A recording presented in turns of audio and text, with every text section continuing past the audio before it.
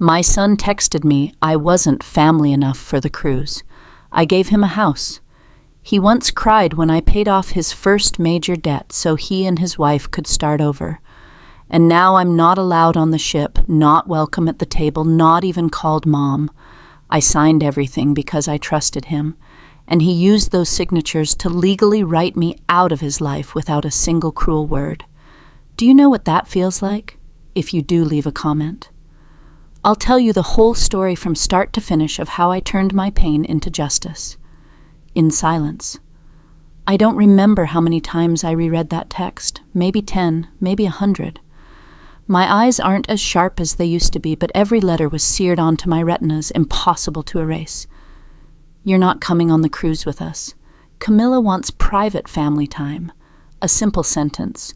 No question mark, no emoji, no sorry, Mom. I sat frozen at the dining table in the kitchen I'd tiled myself. My hand trembled so badly the phone slipped and clattered to the floor. When I bent to pick it up, my knee made that familiar pop, a sound I no longer complained about. I was used to my own body feeling old, but I never thought I'd get so old that I'd be erased from family. I typed back one word. Okay, I don't know why I sent it. Maybe I didn't want to give Camilla another reason to think I was overreacting. Or maybe I was just too stunned to do anything else. After hitting send, I sat motionless. The morning sun streamed through the blinds, landing on the Wedgwood tea set I'd bought Camilla to celebrate her promotion. She'd told me then I'm not much of a tea person, but the blue porcelain will look great in the kitchen. Now the set was just for show. Just like me. I stood up and walked through the living room. Every object held a piece of me. The thick wool rug from Montana I'd brought back from my last trip with my husband, the wedding portrait of Nathan and Camilla that I'd had framed in expensive walnut. But now that portrait had been replaced with a beach photo of the two of them. In it, they were smiling. I wasn't there. I went into the bedroom and opened the bottom drawer where I kept my mother's wedding ring.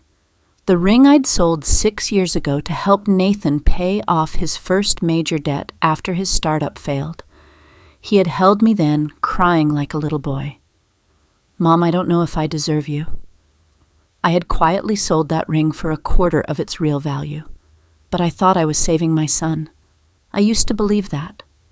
For the past few weeks, I hadn't seen any new photos of my granddaughter Nora on Camilla's Instagram. I figured she was just busy. But yesterday a friend told me, she probably blocked you. You must have done something to get on her nerves. I hadn't done anything. I used to be the one who picked Nora up from preschool, fed her banana bread, and taught her to play dominoes. I used to embroider her name on handkerchiefs, and now I was blocked. No warning. I went back to the kitchen and poured a glass of water. My hands, the same hands that once wiped marinara sauce from Nathan's shirt, that placed cool cloths on his forehead when his fever hit 102, that signed over a house to my own son, were shaking slightly. I looked down into the glass. My reflection stared back distorted and blurry. They think I'll just take it, I thought. They're wrong. I don't know how long I sat there beside the glass of water, only that the patch of sunlight had moved from the edge of the table to the base of the refrigerator, and the dust motes dancing in the air now looked like tiny snowflakes in the midday light. I still hadn't cried. Not because I was strong, but because it felt like I'd already cried all my tears in private during moments no one saw or cared to notice. Just as I was about to get up for coffee, the doorbell rang. Not long, not urgent, a single familiar press. I knew it was Martha. She was always like that. No need to call ahead, no asking, "Is this a good time?" We'd grown to rely on a comfortable silence over pointless pleasantries. I opened the door, and Martha walked in without a word or a second glance at me. She just put her bag on a chair, unwrapped her scarf, and went straight to the kitchen where she always made her own tea when she visited. I handed her my phone. I didn't have to say a thing. The text was still there, stark in its cold blue chat bubble. Martha took it, slid her glasses down her nose, and read it slowly. I noticed she paused for an extra second on the line, "Camilla wants private family time." She set the phone down on the table, pulled a napkin from the holder, and began to clean her glasses. No hurry, no anger, just cleaning her glasses. A quiet gesture that felt as heavy as an unsighed sigh. Then she looked at me, her voice as even as ever. "You think Camilla planned this? Nathan's the one who signs everything." I didn't answer. I knew she was right. There are some truths you hope are wrong, even when you know in your bones they're not. I pulled out a chair and sat down, gazing out at the garden. There was nothing special out there but a lavender bush I'd kept since Richard was alive. But this morning it looked different, drier, more brittle, even though I watered it every day. "Martha," I said slowly, "is it possible? I trusted my son too much." She didn't answer right away. She poured tea into 2 old ceramic mugs, the kind we'd bought at a fall festival when we were young, each with only one handle still intact. She placed one in front of me. "You remember that family meeting last year?" Martha asked. I nodded. How could I forget Nathan had stood in the middle of the living room, his face a mask of responsibility, his voice mature and steady. "Mom, you're getting older. You should let us handle the legal paperwork. Just relax and take care of your health." I remember how moved I was to hear my son say that. He's finally grown up, I'd thought. I hadn't noticed the way Camilla looked down when he finished speaking. Hadn't noticed that they'd already prepared all the documents, even bringing a notary, public with them, a friend of Camilla's from church. And I had signed. Because I didn't want to embarrass my son. Because I believed it was the way to keep peace in the family. Martha stirred her tea, not looking at me, her voice calm. "Did you find that strange? Nathan didn't need a witness for a simple power of attorney. He certainly didn't need to bring a notary unless it was all planned out." I swallowed hard. My mouth was dry. My hands, still on the table, trembled lightly. I was afraid," I whispered. "Afraid of what? Of losing him. Of him seeing me as a burden. I didn't want to be a difficult mother." Martha finally looked up at me. There was no judgment in her eyes, only something that looked like a mixture of pity and anger. Anger for me, not at me. "If your own child stops seeing you as his mother," she said slowly, enunciating every word, "then it's time to start seeing yourself as an independent person." I said nothing more. My eyes drifted to a photo on the wall, an old picture. I used to love me Nathan and Richard on a picnic the year Nathan was in 6th grade. In the photo, Nathan was sitting right next to me, grinning from ear to ear. Now that picture looked foreign, like a photo of a different family. I thought about everything I had stepped back from so my son could step forward. The vacations I'd canceled because Camilla needed a babysitter for Nora. The Christmases I'd eaten dinner alone because they were stuck in traffic on the way to Camilla's parents. And now what was I left with? A power of attorney I barely remembered signing, a house that was no longer mine, a son who texted in the language of an HR department, a grandchild whose photos I no longer saw. I took a deep breath. Martha reached over and gave my hand a gentle squeeze. We sat there. No more words were needed. But for the first time in months, I no longer felt like a victim. I was beginning to feel like someone who was waking up. I couldn't sleep that night. It wasn't Martha's strong green tea. It was her words replaying in my head on a loop. If your own child stops seeing you as his mother, then it's time to start seeing yourself as an independent person. It had been a long time since anyone had spoken to me that directly. And strangely, instead of feeling hurt, I felt lighter, as if someone had finally taken a hammer to the shell I'd been clinging to for years. Near midnight, I sat up, put on my robe, and switched on the kitchen light.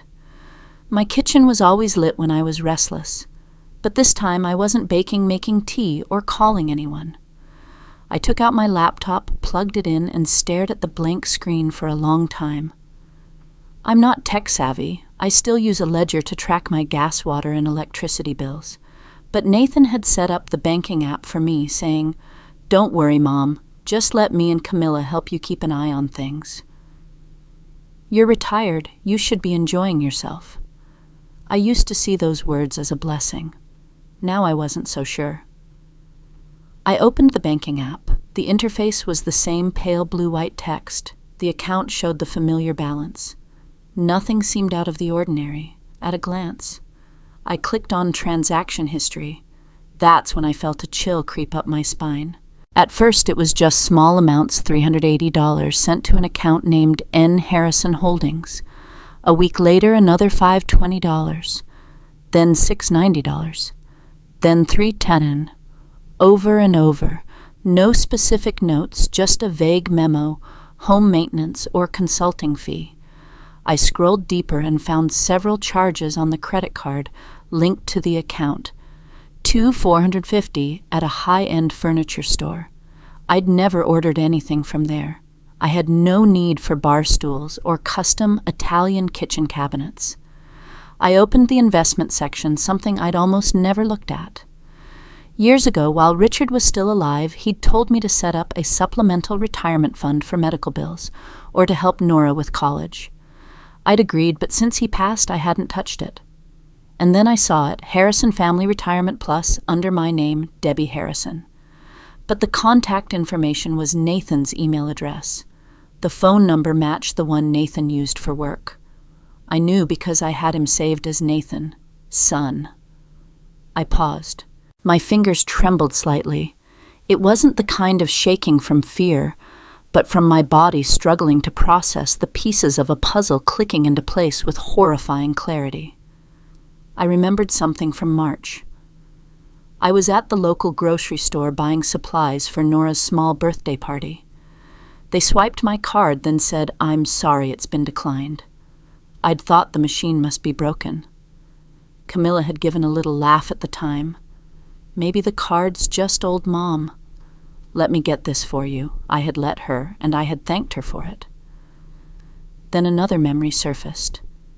2 years ago, I'd gathered all my retirement papers, savings bonds, and life insurance certificates, and given them to Camilla to scan for me so she could keep a digital copy in case of emergency. I never saw the physical copies again. I used to think I was careful that I wasn't one of those gullible old women you read about in the news.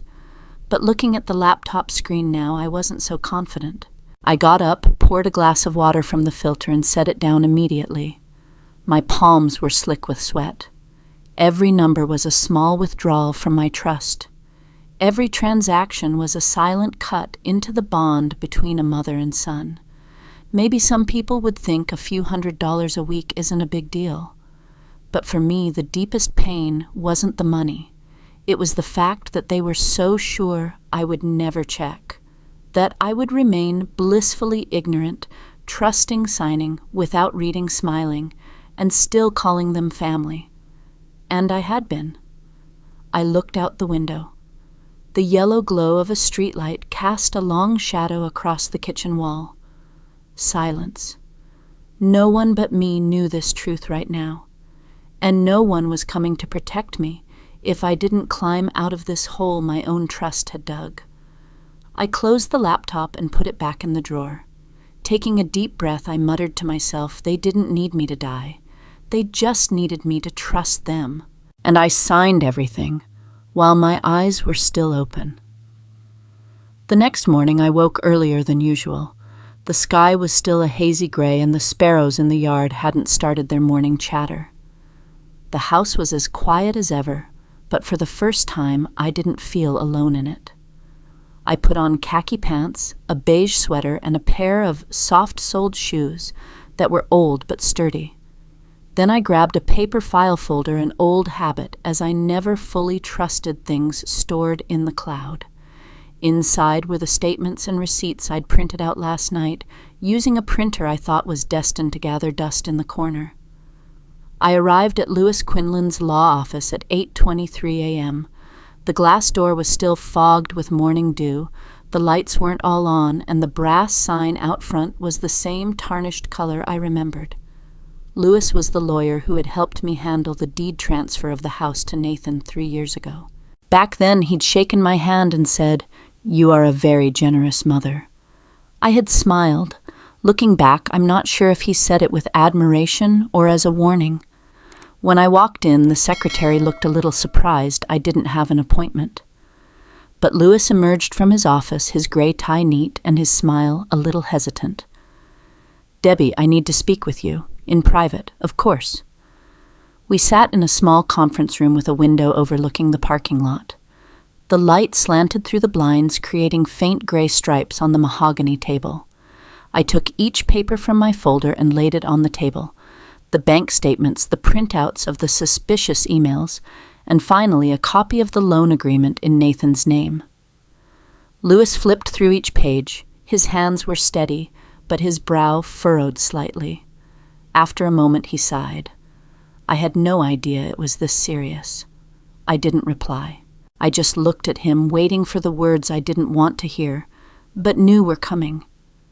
Louis tapped a metal pen on the table. "Debbie, I've reviewed the old files. The financial power of attorney you signed is still in effect." I gripped the armrest of my chair. "You mean Nathan can still manage all my accounts on my behalf?" "Legally, yes." He hesitated for a moment, then added, "And there's something else I think you need to know." I looked up. About 8 months ago, Louis said slowly, "Nathan came to see me. He was asking about the legal requirements for declaring someone mentally incompetent, specifically you." At the time he continued, I thought he was just being cautious, planning for the future. Now I'm not so sure. I looked down at my hands. The fingers were thin, dotted with age spots. They weren't shaking. I wasn't surprised. There was just something rising slowly inside me, a cold, clear sobriety. I remembered when Nathan told me about signing the power of attorney, saying it was just in case you're unconscious in a hospital and we can't sign the emergency forms. I had believed him. Believed my son would never use that power to strip away my life piece by piece. I looked up, my voice surprisingly calm. "I want to revoke the power of attorney. I want my name restored as the sole authority on all my accounts. I want ownership of my house back. And I want to hire a private investigator." Louis watched me for a moment, then nodded. "We can do all of that, but we need to act quickly before any more transactions are made. Then let's do it." I sat up straight, leaning forward slightly. From this day on, every signature of mine will have meaning. No more signing out of blind love. Louis gave a small smile, not the professional smile of a lawyer, but the look of a man seeing a woman who had just woken up from a long dream that turned out to be a nightmare. I thought I was past the point of being shocked. After all these years watching my husband get sick and pass away, seeing my children grow up losing friends with each sad phone call, I figured nothing could make my heart pound unexpectedly anymore. But when I heard the private investigator's voice on the phone at 7:42 on a damp Monday morning, I learned I could still be stunned into silence. "Mrs. Harrison," he said in a calm, measured tone, "I think you'll want to sit down for what I'm about to share." I was standing at the sink about to wash an apple, but my hand froze mid-air.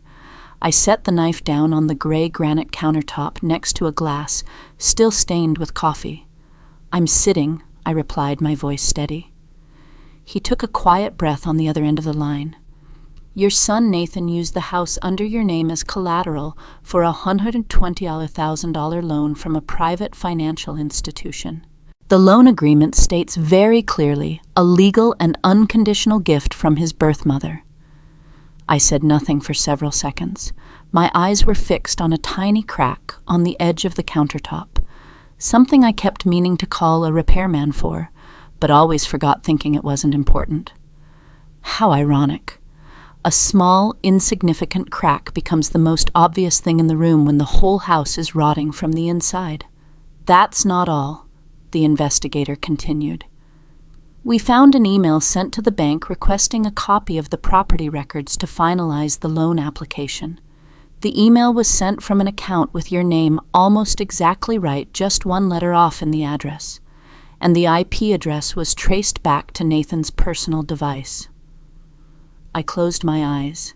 It felt like someone was slowly pulling out old memories, forcing me to look at them with new eyes. "And Camilla?" I asked. "She's not a signatory on the loan." However, we found a signed declaration of assets with her signature confirming the house as a liquid asset belonging to the family. Legally, that's an act of consent. I nodded, though I knew he couldn't see me.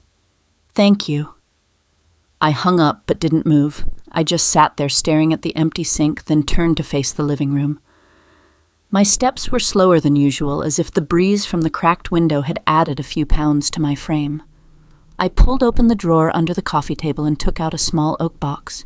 Inside was my wedding photo with Richard, the only one I'd kept after selling our old house and moving in with Nathan. We were at the edge of a forest in Vermont, surrounded by autumn leaves holding hands. I was smiling so wide my eyes almost disappeared under the brim of my white hat. Richard stood beside me, not movie star handsome, but as solid as a young pine tree quiet, but he would never leave my side. I remembered one time when Nathan was little, we argued about teaching him the value of money. Richard had told me, "You're too soft, Ev. You give in every time he asks. Don't you see that the easier you give, the harder it is to get anything back?" I had scoffed at him then. "That's what being a mother is sacrificing." I remember my voice was sharp, and now I understood. He wasn't trying to make me a stricter mother. He was warning me not to give everything away without keeping a little something for myself. But I hadn't listened. I had signed. Not just papers, I had signed away my trust, my dignity, and my right to question. I remembered the conversation clearly right before I signed the deed to the house over to Nathan. "You just have to trust me, Mom." He'd set his hand on mine, his eyes almost glistening. "I've never done anything to hurt you, have I?" Thinking back, I'm not sure if he was asking to reassure me or to make me drop all my defenses. I used to believe in those eyes. I used to think my son, the child I carried, could never deceive me. I used to think if anyone is allowed to cross my boundaries, it should be my own child. But now I knew no one. Not even your own blood should have the right to cross them without asking. I set the photograph on the table, my hands clasped as the afternoon sun slanted through the window. The space around me was silent, but this time it wasn't emptiness. It was the quiet before the storm, and I was no longer afraid of storms. "You once told me," I said softly, as if Richard were still sitting beside me, "that what's given easily is taken back with pain." I'm starting to understand. The day Camilla posted the cocktail photo on Instagram, I didn't see it. Not because I don't use social media. I do. I check my account every week, look at gardening pages, and follow a few old church groups. But Camilla had blocked me long ago. I'm not sure exactly when. I only found out when the photos of Nora stopped appearing on my feed. It was Martha who showed me the picture during one of her visits with an apple pie. "Hey," she said, scrolling on her phone with a frown. "Your daughter-in-law posted this morning. The caption is, 'Finally Peace.'" I looked at the screen, a turquoise cocktail, and next to it, Camilla's hand resting on the arm of a deck chair. Nathan wasn't in the shot, but I imagined he was lying just out of frame on the same cruise ship I hadn't been invited to. They were on a cruise, while I was scheduling a meeting with my lawyer to sell the very house I had given them as a gift. That Wednesday, I met Louis at his office again. The sale was arranged discreetly and quickly. The buyers were a young couple, probably in their early 30s. The wife had curly brown hair and kept smiling at her husband throughout the signing. The husband held a stack of documents, polite but quiet.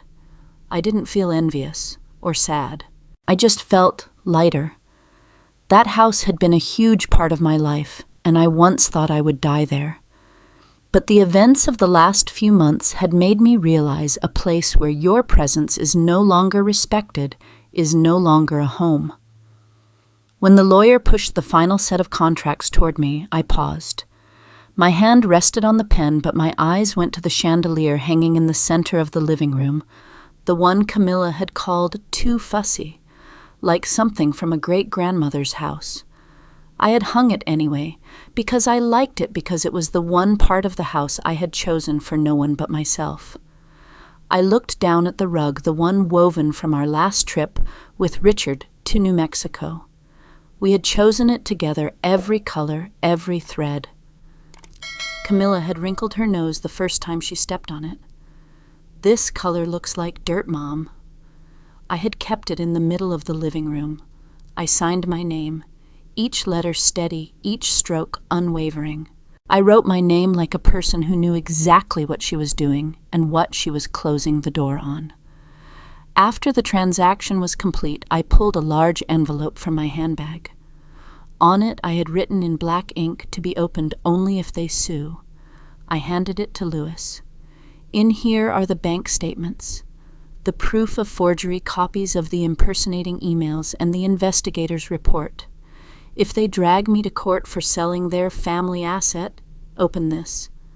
Louis took it and placed it in his safe without another question. I took out another sealed envelope. "This is a letter authorizing a 20% portion of the sale to be directed to a scholarship fund for children who have suffered financial abuse by a relative." Louis looked up, his expression quiet, not pity, just a silent acknowledgement. That afternoon I returned to the old house one last time. Not to pack, I had already done that, but to stand in the middle of the kitchen where I had once baked banana bread for Nora, sewn curtains to Camilla's taste, and sat reading while Nathan was out at meetings. I touched the granite countertop, remembering every detail I had chosen. The beveled edge, the smoky gray color, even the brushed bronze drawer pulls. "They called this home," I whispered, "but I was the one who bought every brick." I didn't say it with resentment. I said it like someone who had finally recognized a truth that had been there all along, one I just hadn't wanted to see. When I walked out the door, I didn't look back. That night, I didn't feel like someone who had lost her home. I felt like I had just reclaimed something far more important, the right to decide. I used to think I had nothing left, I wrote in my journal before bed.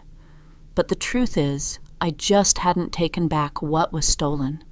I didn't need an alarm to wake up that morning. My body just knew. My sleep hadn't been deep, but it was enough. It was light. As if it knew I would need absolute clarity for something I had never done before, confronting the very son I once thought would be the one to place his hand on my casket. I wore a dark blue long-sleeved blouse, the color Richard always said brought out my eyes. My silver hair was pulled back in a neat bun. No makeup, no heels. I slipped on my flat-soled shoes with the worn-down heels, the ones I wore to church. I drove my old SUV, parking it slowly a short distance from the old house. The early autumn sun was gentle. The sky was clear and red maple leaves were scattered across the sidewalk. It was all so brutally peaceful. 2 small moving trucks were already parked in the driveway. A few young men were carrying numbered cardboard boxes into the house that no longer belonged to Nathan and Camilla. I saw the young couple who'd bought it standing on the porch talking with the real estate agent, pointing and smiling, as if their whole future was opening up before them. And it was. I had done that for them. Then the familiar silver SUV pulled up across the street. Camilla got out first. She wore a white coat, her hair in a high ponytail, and oversized sunglasses that hid most of her face, but I could still see the color drain from her skin as her eyes fell on the woman walking out of the house, and it wasn't her. Nathan got out next. The same calm demeanor, the same expensive watch I had helped pay for as a 30th birthday gift. But today I saw something different in his eyes. Not anger, not surprise. It was something like recognition. Nathan pulled out his phone and I saw him dialing quickly. It could have been his lawyer or the bank. I didn't care. I just stood there and waited. One of the movers came out carrying a box labeled Books, Living Room. He nearly bumped into Nathan, gave a polite nod, and continued his work. I walked toward them slowly. I said nothing. I just walked past them and placed a black folder on the stone bench in the front yard. Then I took a few steps back, crossed my arms, and looked my son straight in the eye. "You've torn this family apart," Nathan said, his voice low but clear, as if every word was measured. I didn't flinch or react. I just waited for him to finish. Then I replied, "I just pulled back the curtain. A family shouldn't need a script." Camilla was standing behind Nathan, now silent. I didn't look at her much. My business with her could be handled later. Today, this was a conversation between a mother and a son who had learned to put his lawyer before an apology. Nathan stepped forward and opened the folder. He flipped through the pages quickly, then slowed as he saw the documents, the bank statements within. Harrison Holdings highlighted on every transaction, the revoked power of attorney with a clear notary stamp, the signed, sealed, and witnessed contract for the sale of the house. I saw his hand tremble slightly, but his eyes remained cold. "I'll see you in court," Nathan said, the words falling like stones. I nodded calmly.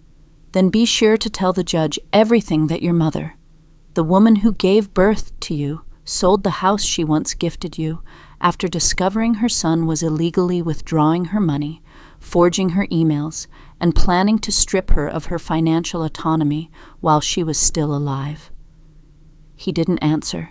He just tightened his grip on his briefcase as if every rational response was being choked by the truth in that folder. I continued, "I have enough evidence to prove that no one deceived me except you." A light wind blew. A few yellow leaves from the maple tree by the fence drifted onto the pavement. I couldn't remember the last time Nathan had raked the leaves from the walkway himself. No one said anything else. The movers kept working. The young couple went inside, closing the door behind them with a soft click that echoed louder than any word we had just spoken. I looked my son in the eye one last time. This isn't revenge. This is self-defense, and I no longer have to ask anyone for permission. Then I turned and walked away. I didn't look back. I didn't wait for an apology. I didn't need anyone's understanding. I knew what I was doing, and for the first time in years, I wasn't doing it to preserve something. I was doing it to preserve myself. I thought I would feel a sense of triumph watching them unravel. I had imagined after everything they did, the cutting off the hiding, the exploiting, the legally binding deception, that I would feel at least a sliver of satisfaction when the truth was laid bare. But I didn't. All I felt standing a few feet from them on the lawn of my old home was emptiness. And then Camilla screamed. A single sob escaped her first, and then her hands snatched the folder from Nathan's grasp as if it were the evidence of her entire life. "You told me it was fine. You promised it was all legal. You told me to just sign that you would handle everything." Nathan didn't respond. He just looked at her with an indifference I had never seen before. It was so cold it sent a shiver down my spine. In that moment, I suddenly saw Camilla as smaller than ever. "You signed it," Nathan said, his voice not loud, but heavy. "You were in on it."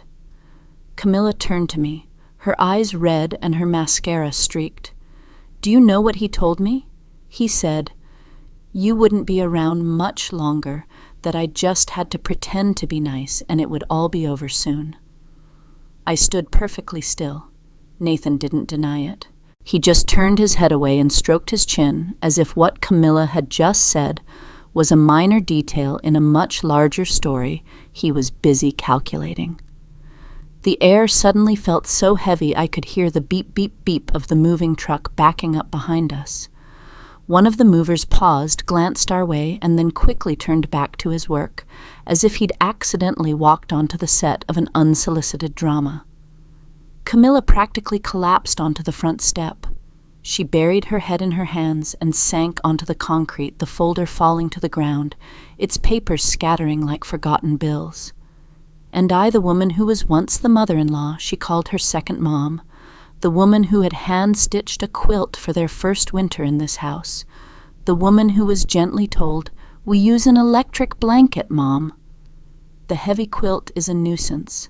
I stood there and watched her curl into a ball like an abandoned child. I didn't feel hatred. I had no desire to deliver a final damning verdict. I just watched. And in my heart, for the first time, I saw it clearly. She wasn't the mastermind. She was the accomplice. The one who had let go of her own moral compass, who had closed her eyes and signed, smiled and nodded along to preserve the false peace Nathan had constructed.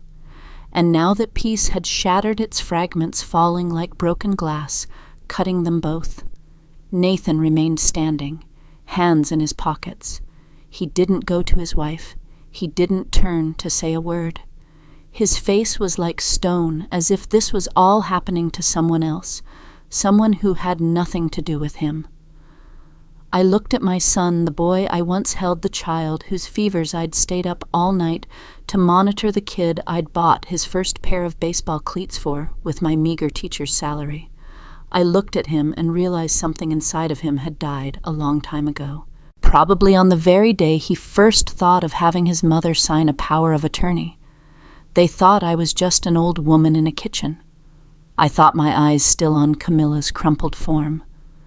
But now they know the kitchen was my war room, and I lit the match at just the right time. No need to raise my voice, no need for retaliation. All it took was a fire that was quiet, real, and right. The apartment I live in now has one small bedroom, a living room that doubles as a kitchen, and a narrow balcony, just big enough for 2 pots of lavender. I rent it from a widow who lives on the floor above me. She used to be a nurse, is now retired, and likes to leave her door ajar in the mornings to hear the neighbor's cat meow. I don't ask why. We don't bother each other.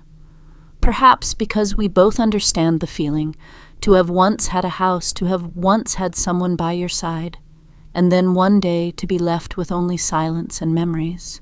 The apartment is about 3 blocks from the public library and a 7-minute walk from my old church's community center. I chose it not for convenience, but for the feeling of being just enough. No one here knows I was the woman who gave a house to her son, the one who was uninvited from a family cruise with a cold text message. And no one here knows I once stood on a lawn, faced the child I gave birth to, and said I no longer have to ask anyone for permission. It was a Saturday. The weather was beautiful, the sun was soft, and a light breeze was just strong enough to make the maple leaves whisper outside my window. I was reading an old book, Joan Didion's The Year of Magical Thinking, which Martha had given me last year, but I only now had the peace of mind to read. My phone vibrated. The screen showed the sender, Camilla. It took me a second to recognize the name because she had blocked me on Instagram, and I had nearly erased her from my mind since that day in front of the old house.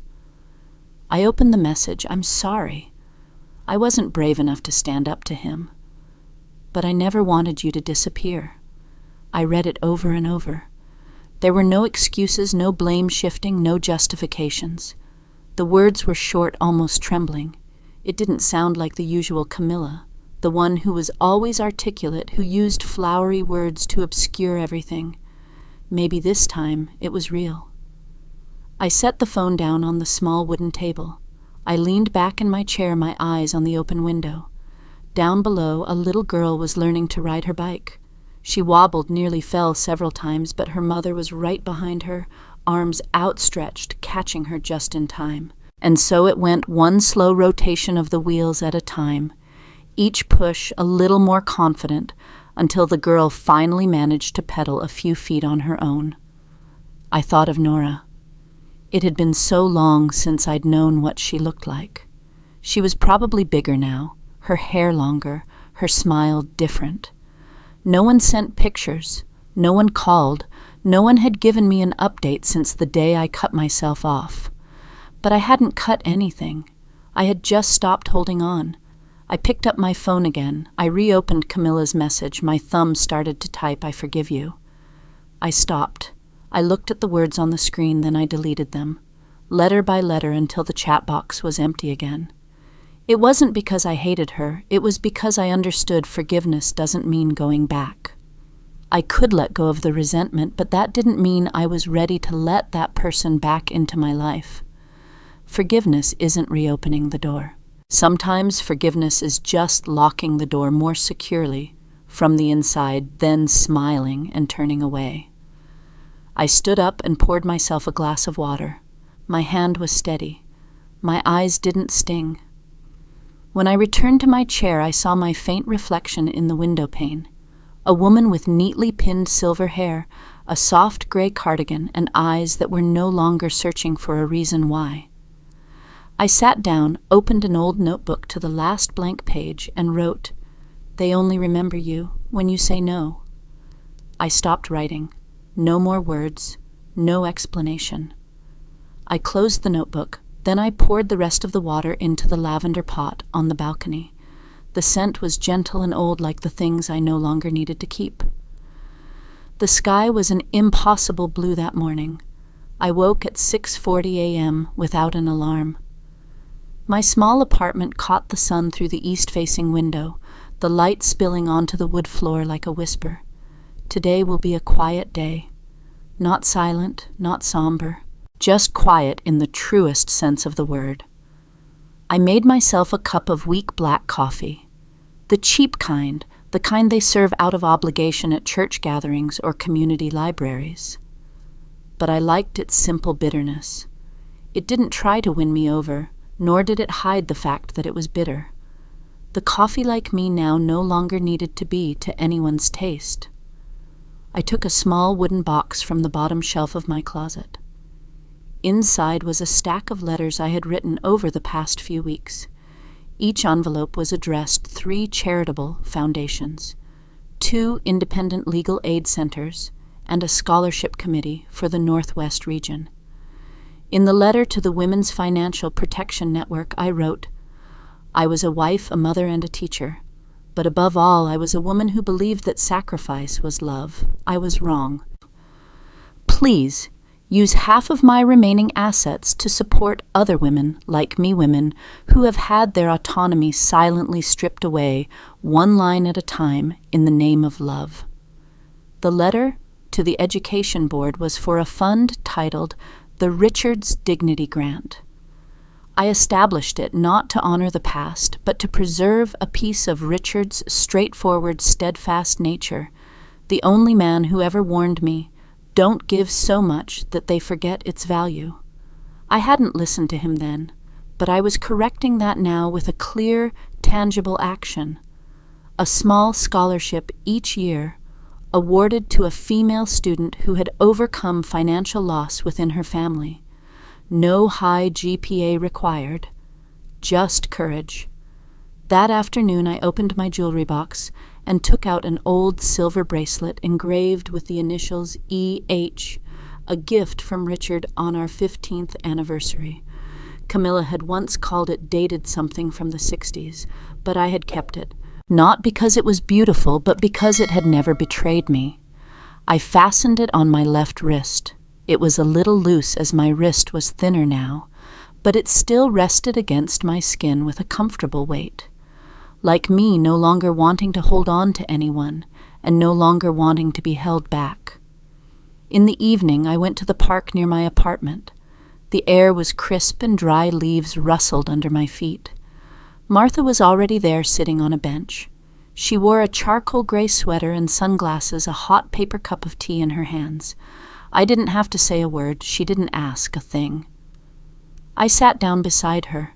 We just stared out at the fountain where children were running and laughing, their voices mixing with the wind. Some friendships no longer need words.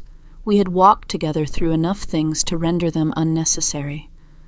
I exhaled a light, unforced breath, not because I was trying to be okay, but because I was. When I got home, I cleared out the last drawer under my bookshelf. Inside was the old photo, the family picture I had taken down from the wall the day Nathan pushed his mother out of a family dinner with a text. I looked at the picture for a moment. I saw a younger Debbie smiling with her whole heart, her arm around her son's shoulders, a quiet Richard, his hand on both of our shoulders, and a Nathan, staring straight at the camera with eyes I no longer recognized. I took a lighter, went out to the balcony, and set the photograph on fire. Not because I hated them, but because I no longer needed it to prove anything. The ashes floated away on the evening breeze, dissolving into the sunset like things that no longer needed to exist. Finally, I sat at my desk and opened the folder I had titled Reclaiming Myself. I placed the last document inside a letter written to myself. Dear Debbie, thank you for not giving up. Thank you for saying no when everyone expected you to keep saying yes. Thank you for coming back to yourself slowly, but still you came back. I folded the letter, placed it in the folder, and closed the cover. I wrote today's date on the spine. The last day I needed someone else's approval to live my own life. And as I set down the pen, I thought silence isn't weakness. Silence is a choice. And for the first time in my life, I chose myself. If you are still here after everything I've shared, I want to thank you not just for listening, but for giving me the feeling that I am not alone. I used to think that silence was the way to preserve love. I used to think being a mother meant giving until you were empty with nothing left for yourself. I used to call sacrifice a virtue. Now I call it what it is, self-abandonment. No one teaches you that when a woman loves too much, trusts too much, endures too much, the people she loves begin to see it as a given. Not a gift, but an obligation. No longer something to be cherished, but something they are entitled to. If you are reading this and you are a woman who is no longer young, I want to tell you, do not let your kindness become a blank check. Sign what you will, but do not sign blindly. Give what you will, but do not give away the right to not be erased from your own life. I do not hate my son. I am not consumed with anger for Camilla. But I will not allow them to do it again. That isn't revenge, it's protection. And if there is one thing I have learned from this journey of ashes and paperwork, it is this: love should not be bought with invisibility. You do not have to scream to be heard, but you must not be so quiet that they think you have lost your voice. If you have ever felt pushed out of the very family you helped build, if you have ever asked yourself, what did I do wrong, or did I not give enough? Please know you are not alone. We all have the right to say no, and that right comes not from rebellion, but from the realization that we too are human beings with limits, with value, and with the right to keep the rest of our lives for ourselves. If you have read this far, I would like to invite you. Please leave a comment below. It doesn't have to be long. Just let me know. What do you think of this story? Have you ever been silent like I was? Have you ever been treated as no longer necessary simply because you grew older? I will read every word. And I believe that someone else like you is also reading and finding themselves in this space. Thank you, truly. From a woman who lost herself and finally learned to choose herself, Debbie.